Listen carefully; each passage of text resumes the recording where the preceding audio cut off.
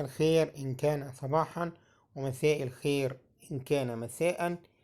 تحياتي لكم جميعا أينما كنتم. معانا النهاردة عملة مصرية تذكارية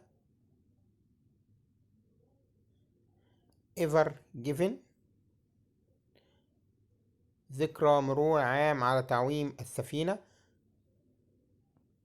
ever given.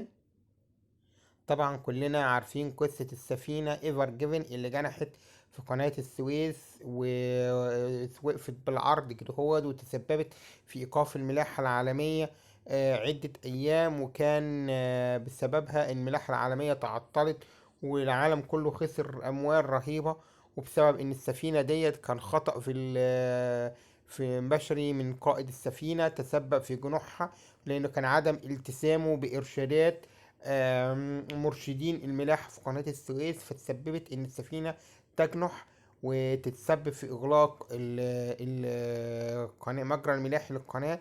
ونجحت الجهود المصرية والخبراء المصريين في تعويم السفينة وإعادة الملاحة لقناة السويس.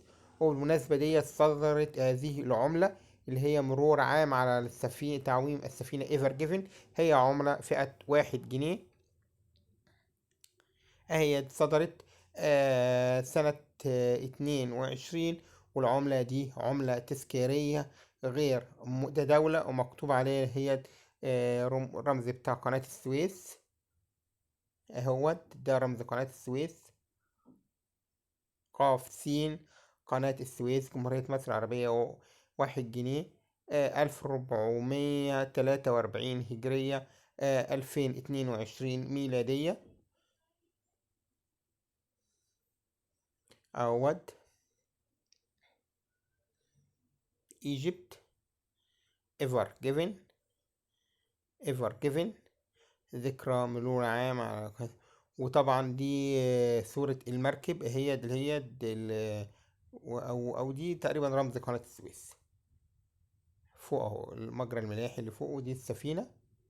هي عملة جميلة الصراحة، وطبعا هي كانت ذكرى جيدة لنجاح الجهود المصرية والخبراء المصريين في إعادة تعويم السفينة وسحبها من مجرى الملاحي، وإعادة الملاحة لقناة السويس اللي هو أهم شريان ملاحي عالمي.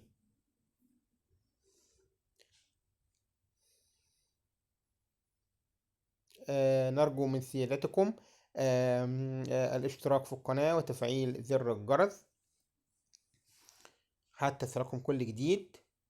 بالمناسبة سعر الجنيه ده حوالي 400 جنيه، ده ب400 جنيه، عشان انا معلش نسيت اقول لكم هو سعره 400 جنيه. نرجو من حضراتكم المتابعة، واعمل لايك وسبسكرايب للقناة حتى يصلكم كل جديد. ونتمنى من حضراتكم الاشتراك في القناة فضلا وليس أمرا. وإلى اللقاء في حلقة قادمة بإذن الله تعالى.